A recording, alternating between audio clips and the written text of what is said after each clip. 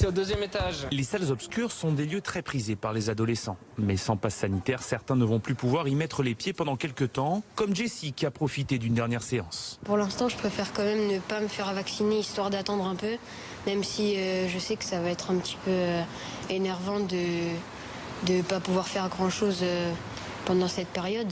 Mais bon, après, vaut mieux attendre un peu et après on verra. D'autres sont en revanche décidés à désormais recevoir leur piqûre. Je compte me faire vacciner. Parce que sinon après je pourrais pas aller au cinéma, je pourrais ni aller manger dehors et plein de trucs. Ce gérant de cinéma a en tout cas très peur pour son activité. Pour nous, c'est de voir encore une fois notre fréquentation baisser et avoir une chute significative de 20 à 30%, parce que ça représente aujourd'hui 30% de nos entrées. Les moins de 18 ans représentent 30% de nos entrées. Autre secteur touché, les clubs et associations sportives, ce qui risque de compliquer le quotidien de beaucoup de familles. Moi j'en ai discuté avec mes enfants, ils ne veulent pas se faire vacciner. On fera ce qu'il faut, test PCR à chaque entraînement.